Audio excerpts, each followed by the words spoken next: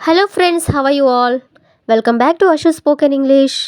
ఈరోజు వీడియోలో మనం ఎవరినడిగి అనే వర్డ్ని ఇంగ్లీష్లో హూమ్ డిడ్ యూ ఆస్క్ అంటే ఎవరినడిగి. ఈ వర్డ్ని మనం చాలా సందర్భంలో యూజ్ చేస్తూ ఉంటాం కదా. ఈ వర్డ్కి సంబంధించిన కొన్ని ఎగ్జాంపుల్ సెంటెన్సెస్ని ఇంగ్లీష్లో ఎలా చెప్పాలో ఒకసారి చూద్దాం. Let's see.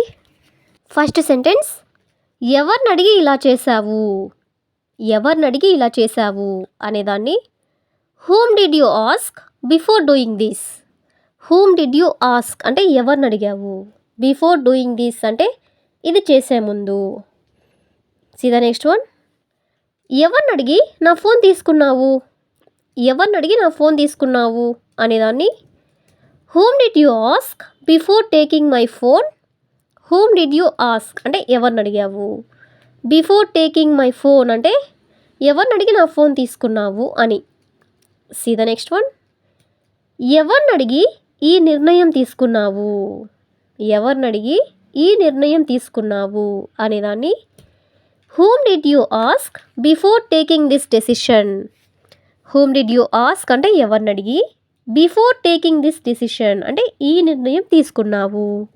See the next one, ఎవరిని అడిగి ఈ పని స్టార్ట్ చేశావు అంటే ఎవరిని అడిగి ఈ వర్క్ స్టార్ట్ చేశావు అని అంటుంటారు కదా. దీన్ని ఇంగ్లీష్లో whom did you ask before starting this work.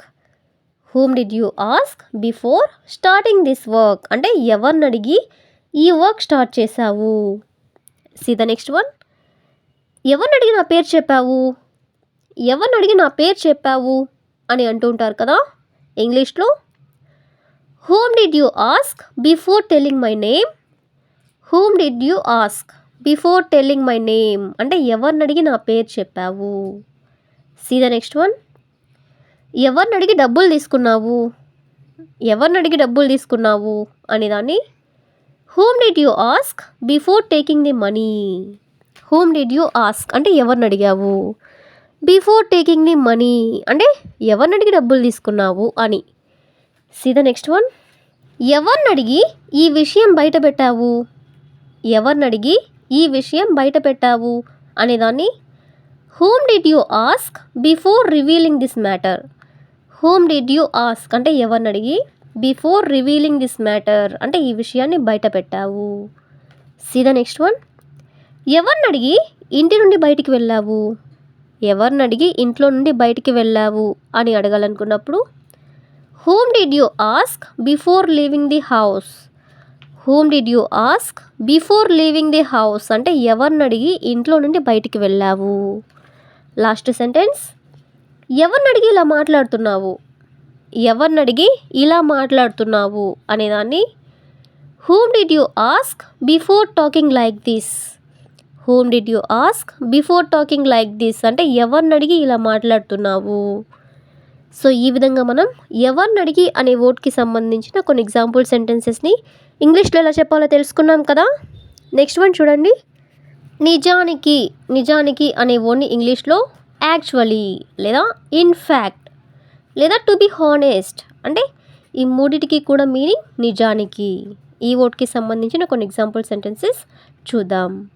First sentence, నిజానికి నాకు ఇది నచ్చలేదు ఇలా అంటుంటారు కదా. దీని ఇంగ్లీష్లో actually I didn't like this అంటే నిజానికి నాకు ఇది నచ్చలేదు. సీ ద నెక్స్ట్ వన్, నిజానికి ఆమె చాలా మంచి వ్యక్తి అని చెప్పాలనుకున్నప్పుడు actually she is a very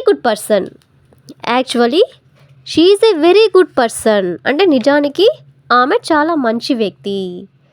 see the next one, నిజానికి నాకు ముందే తెలుసు అని అంటూ ఉంటారు కదా. దీన్ని ఇంగ్లీష్లో in fact I really new. In fact అన్నా కూడా నిజానికి, ఐ రియల్లీ న్యూ అంటే నాకు ముందే తెలుసు. సీ ద నెక్స్ట్ వన్, నిజానికి నేను రావాలని అనుకోలేదు అని చెప్పాలనుకున్నప్పుడు actually I didn't want to come.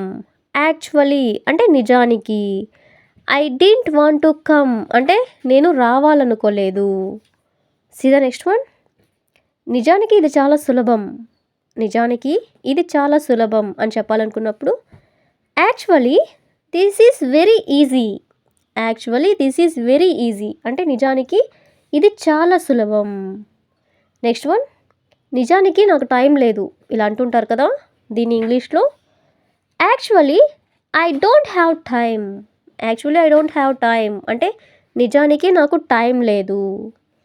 See the last one, నిజానికి నేను అతనిని నమ్మలేదు. నిజానికి నేను అతనిని నమ్మలేదు అని చెప్పాలనుకున్నప్పుడు to be honest I didn't trust him. To be honest అన్న కూడా నిజానికి, ఐ డింట్ ట్రస్ట్ హిమ్ అంటే నేను అతన్ని నమ్మలేదు. సో ఈ విధంగా మనం నిజానికి అనే వర్డ్ని కూడా తీసుకొని దానికి సంబంధించిన కొన్ని ఎగ్జాంపుల్ సెంటెన్సెస్ని ఇంగ్లీష్లో ఎలా చెప్పాలో తెలుసుకున్నాం కదా. So that's all for today. I hope you all like this video. Thank you for watching.